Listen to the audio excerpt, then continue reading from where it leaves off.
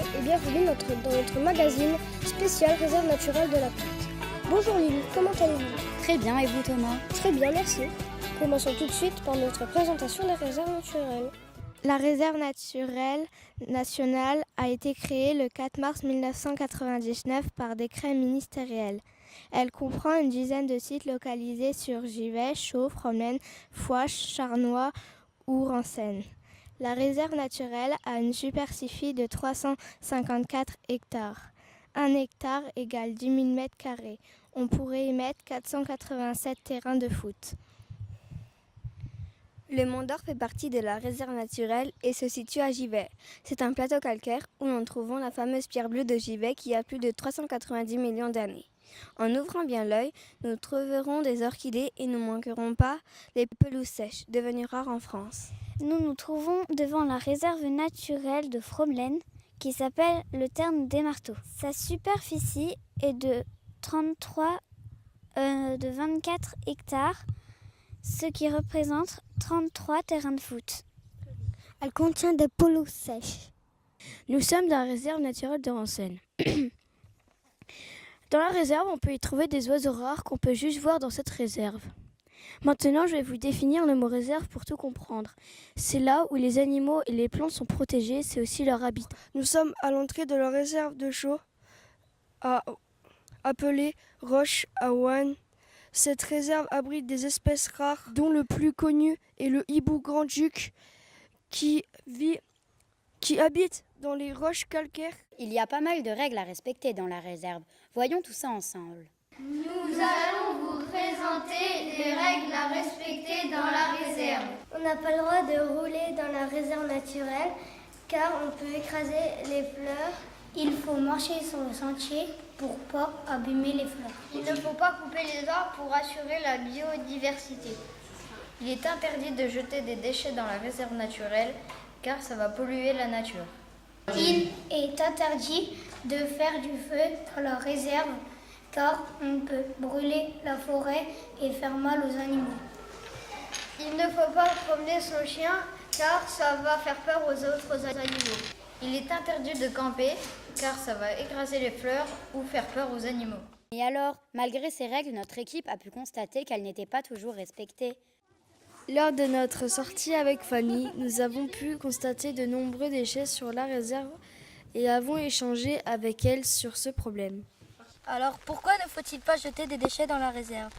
Alors écoute Célio, on n'a pas le droit de jeter des déchets dans la réserve et aussi dans la nature parce que ça pollue, ça va salir l'environnement et de plus ça va rendre malade certains animaux s'ils vont les manger et en plus de cela, eh bien, ça va mettre du temps à se décomposer puisque dans la chaîne alimentaire, eh bien, il n'y a aucun animal qui peut manger du plastique ou du verre. Décidément Thomas, l'être humain n'est pas raisonnable. Voyons maintenant, si vous le voulez bien, ce qui compose la flore de notre réserve. Commençons avec les pelouses sèches. Alors, vous pouvez voir par terre sous vos pieds, on voit la roche. Oui, c'est du calcaire? C'est du calcaire. Et j'ai dit que ce matin, sur les pelouses sèches, des fois, on voit la roche. Je suis avec Jessie qui va nous expliquer qu'est-ce que c'est une pelouse sèche. Alors, une pelouse sèche, comme son nom l'indique, c'est une pelouse. Donc, il va avoir principalement des plantes herbacées, type graminées. Sèche parce que le sol est très peu profond, donc il ne peut pas avoir de réserve en eau. Il y a directement la roche calcaire qui empêche l'eau de rentrer dans le sol. Est-ce qu'il y a beaucoup de pelouses sèches dans notre région? Alors non, il n'y a pas beaucoup de pelouses sèches dans notre région parce que les pelouses sèches, souvent, on va y trouver des plantes de type méditerranéen, donc qui viennent du sud de la France, ou du type steppique, donc qui sont souvent sur des climats continentaux, type Mongolie. Donc ce seront des espèces rares. En quoi est-elle unique? Alors elle est unique parce que dans le nord de la France, c'est rare d'avoir des pelouses sèches. C'est plutôt un type de pelouse qu'on va trouver dans le sud, parce qu'il faut une période de sécheresse pour que ce soit une pelouse sèche. Et le fait que ce soit souvent en pente, les pelouses sèches, il va avoir un taux d'ensoleillement très important, avec des températures qui peuvent s'élever jusqu'à 50 degrés au sein de la réserve. Donc beaucoup pour les Ardennes. Combien d'animaux trouve-t-on sur la pelouse sèche? Peux-tu nous en citer quelques-uns? Il va y avoir des insectes, comme le criquet ébène, noir ébène, qui est rare en France, dans le nord de la France. Il va y avoir des reptiles.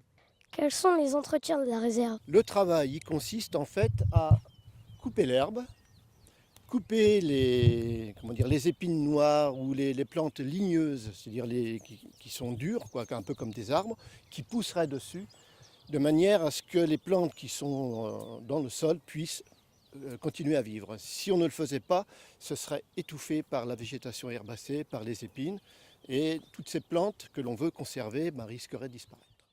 Enchaînons Thomas avec ces merveilleuses fleurs, les orchidées. Attention Lilou, on ne peut pas les cueillir, je ne pourrai donc pas vous en offrir. Une orchidée est une fleur qui vit dans toute l'Europe, sauf au bord de la mer Méditerranée.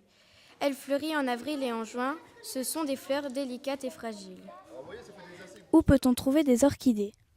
Alors, on peut retrouver des orchidées au niveau des bois, dans les buissons, dans les prairies et aussi sur ce qu'on appelle les pelouses calcaires. Pourquoi cet endroit-là? Alors ici, celle-ci, c'est donc une orchis mâle. C'est une orchidée assez banale dans nos régions. Elle pousse dans différents endroits. Elle peut donc pousser au niveau des bois. Ici, en lisière de haies, sur la pelouse calcaire. Et donc en fait, ce qu'elle aime, elle, c'est le sol calcaire. Comment les reconnaître? Alors on les reconnaît aux différents... Elles ont toutes, chaque orchidée, enfin chaque espèce d'orchidée, a un dessin différent et une forme de fleurs différente. Oh, regardez là! Une orchis mâle. Elle fleurit entre avril et juillet. Elle est de couleur rose pourpre. Regardez comment ça sent bon l'urine de chat. Allez, sentez. Ah, ça. Ici, nous avons 2 orchidées nids d'oiseaux. La première et la deuxième. Virginie, est-ce que tu peux nous en dire plus? Alors, la néocie nid d'oiseau, c'est une orchidée non chlorophyllienne. C'est pour ça qu'elle est de couleur miel, parce qu'elle ne fait pas de photosynthèse. Et en fait, elle vit en parasite sur les racines du hêtre. C'est pour ça qu'on les trouve sous les boissements de hêtre. Il y a une orchidée, elle est de quelle espèce? Alors, ici, on a affaire à ce qu'on appelle l'orchis bouc. Parce que si tu t'approches tout près d'elle, tu vas remarquer qu'elle sent... Vas-y, approche-toi, sens-la. Elles sont pas très bons, hein. Il a fait une grimace. Normal, elle sent le bouc. C'est pour ça qu'elle s'appelle l'orchis bouc. Donc on la reconnaît à son odeur et aussi au fait qu'elle a des très très grands sépales ici. Peut-on les cueillir? Alors non, il est ici sur la réserve naturelle, il est strictement interdit de cueillir les plantes. Il est interdit aussi de ramasser les animaux ou les fossiles. Et d'une manière générale, il est inutile de cueillir les orchidées parce que ce ne sont pas des plantes qui pourront être replantées dans notre jardin et ce ne sont pas des plantes qui vont tenir longtemps dans un bouquet. Donc il vaut mieux les laisser en place. Et ça sent bon une orchis bouc? Nos reporters de show ont découvert une fleur exceptionnelle. Regardez. Bon bah ici les enfants, on voit une plante très rare sur la réserve. Qu'on compte tous les ans, on vient compter le nombre de pieds qui fleurit. Et elle s'appelle la phalangère à fleurs de lys. Et comme son nom l'indique, en fait elle fait partie de la famille des lys. Donc regardez comme elle est belle, elle est très fine, elle a des pétales très fins, blancs, élancés. Pour terminer avec la flore, voici notre sujet sur les arbustes. Quelle variété d'arbustes trouve-t-on sur la réserve naturelle? Alors ici, on trouve des arbustes qui ont des épines, comme le prunelier et l'aubépine, et on trouve aussi beaucoup de noisetiers. À quoi ça sert les arbustes dans la réserve? Alors les arbustes, ça sert notamment à nourrir les oiseaux qui mangent les graines, nourrir les écureuils qui mangent les noisettes, à nourrir toutes sortes d'animaux. Virginie, oui. Virginie, viens voir, on a trouvé un arbre arc-en-ciel. Bah, allez-y, montrez-moi le fait.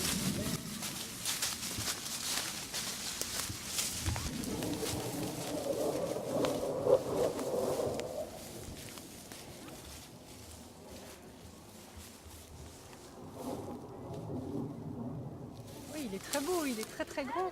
Mais en fait, son nom, c'est pas arbre arc-en-ciel. Son vrai nom, c'est aubépine. Virginie, est-ce que ça t'embête si on l'appelle aubépine arbre arc-en-ciel? Non, au contraire, c'est votre réserve, vous l'appelez comme vous voulez. C'est très beau. L'arbre arc-en-ciel, tiens donc, fallait y penser. Qui dit arbre dit oiseau. Quels sont ceux de notre réserve? Ah, c'est quoi ça? C'est une rosette là. Regardez les gars, c'est des trous de pivert. Ils font des trous pour manger des larves. Virginie, c'est quoi un pie-y écorcheur? Alors c'est un oiseau de taille moyenne qu'on peut reconnaître grâce à son bandeau noir. Il a un bandeau noir sur les yeux comme ça. Et puis il a la tête grise et le reste du corps qui est brun roux. C'est un oiseau qui aime beaucoup vivre dans les haies. Pourquoi un pie-y écorcheur empique ses proies sur des épines ou des barbelés? C'est étonnant, non? Alors effectivement, c'est étonnant. En fait, la pie grièche écorcheur empale généralement ses proies sur les pics de prunelier, les pics d'aubépine comme celle-ci, pour tout simplement pour garder sa nourriture. C'est l'équivalent de son frigo. Comme eux, ils n'ont pas de frigo, eh ben, ils ont des pics pour empaler leurs proies et aller les manger plus tard. Est-ce que les sons qu'on entend, c'est les sons des pie-y écorcheurs? Alors ici, ce qu'on entend, c'est les griffes musiciennes, mais on n'entend pas encore la pie grièche écorcheur. Là, pour l'instant, elle ne chante pas. Est-ce que tous les oiseaux migrent?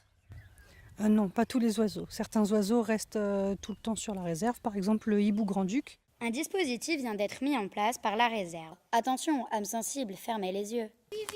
Alors il y en a un seul qui soulève le coin là. Une seule personne. On dirait une Oh, ouais. Vous voyez? Avant, on les voyait mieux. Celui-là, il est petit, hein? Ils sont en train de se cacher. Regarde, t'as une fourmilière. La queue là-bas. Tu peux le prendre. Et au-dessus. Ils ont trouvé un serpent. J'ai déjà trouvé le même. J'ai déjà trouvé le même chez mon papy et ma mamie. C'est vrai? On l'avait adopté. Doucement, pas tous en même temps. Chacun Encore un lézard? On peut le prendre dans le bras. C'est Non, quoi? pas pour l'instant. Doucement. J'avais déjà trouvé le même chez mon papy et ma mamie. Et Virginie, c'est quoi? Alors ça, c'est un lézard sans pattes. Et il s'appelle orvet fragile. Parce que comme son nom l'indique, il est très fragile. C'est pour ça qu'il faut éviter de les toucher. Quand on les touche, il faut aller tout doucement. Et il ne faut pas le serrer. Il faut juste le poser comme ça sur sa main et il ne bouge pas. C'est un mâle ou une femelle? Alors ici, on a affaire à un mâle. Et en plus, c'est un joli mâle avec des petits points bleus un petit peu partout sur le corps. Je ne sais pas si vous arrivez à aller voir les tout petits points bleus. Est-ce que je peux essayer de le prendre? Oui, alors tu mets tes deux mains comme ça, tu bouges pas, tu cherches pas à le tenir, tu le laisses aller tout seul sur tes mains. Voilà, comme ça il bouge pas, il n'a pas peur. Il est tout doux. Est-ce que je peux le garder chez moi? Bah non, parce que c'est un animal sauvage, donc il est mieux dans la nature. Chez lui, c'est la nature. Qu'est-ce qu'on va en faire, Virginie? Bah alors on va le remettre là où je l'ai trouvé, c'est-à-dire sous la plaque qui est là derrière nous.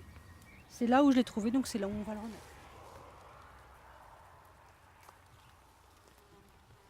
Ici, nous sommes dans le royaume du lézard des murailles. Virginie, peux-tu nous dire à quoi il ressemble? Oui, alors le lézard des murailles, c'est un lézard qui est très élancé, qui a une tête très fine triangulaire. Il est de couleur plutôt brun avec un peu de noir. Est-ce que les lézards des murailles, on peut les prendre et les caresser?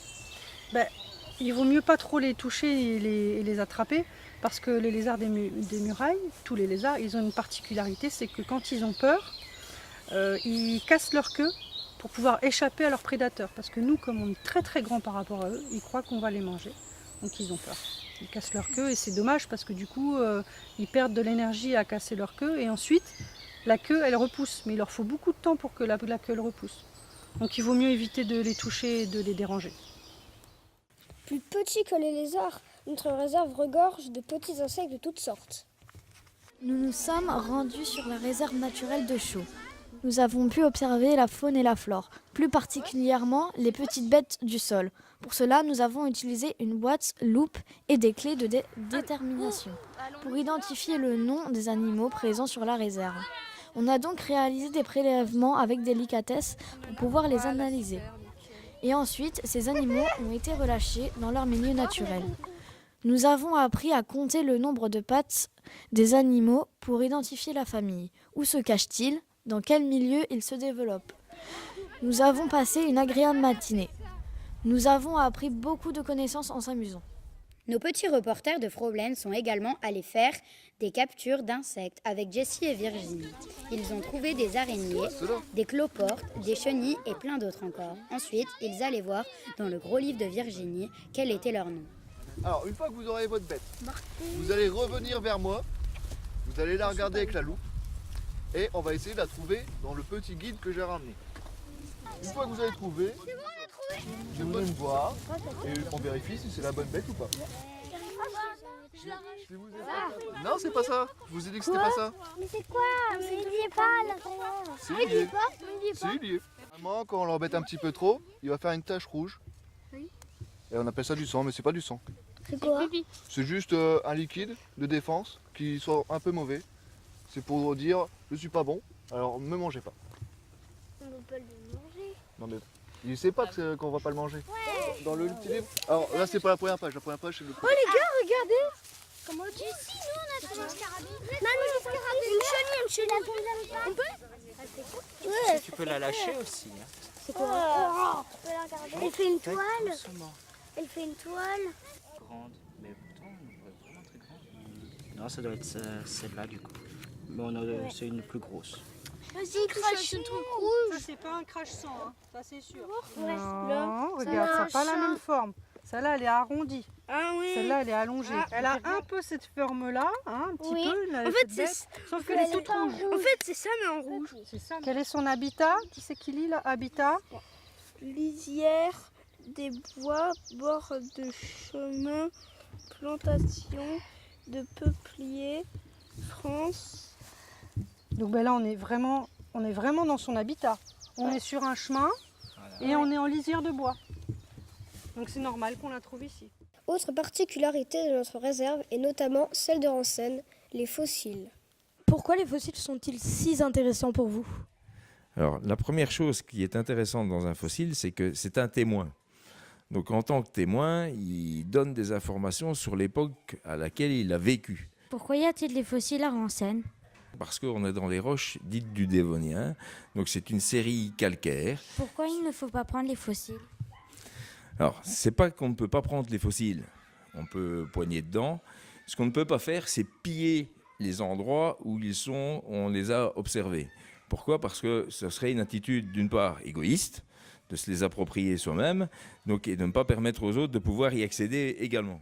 Pour approfondir l'expérience de terrain, des animateurs du clip de Morépré sont intervenus dans les classes de nos petits reporters à travers de la théorie et des petits jeux.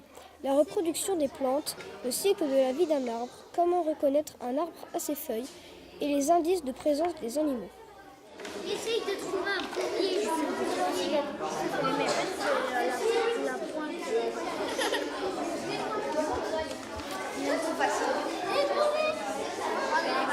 C'est ça, ça.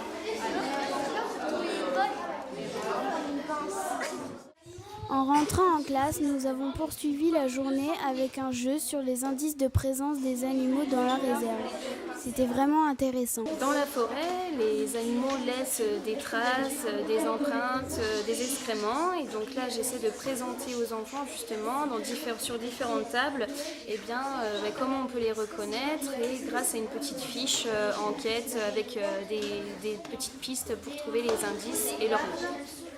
Nous espérons vous avoir donné envie de vous rendre sur la réserve naturelle et de découvrir tous ces trésors. Nous terminerons par des petits jeux que vous pourrez faire sur la réserve. Mais attention, toujours en respectant les règles. Nous comptons sur vous. À bientôt Lilou. À bientôt Thomas. Salut. Hé Léo, viens voir. Quoi? Ça. Prends ça. Frotte-la dans tes doigts. C'est quoi?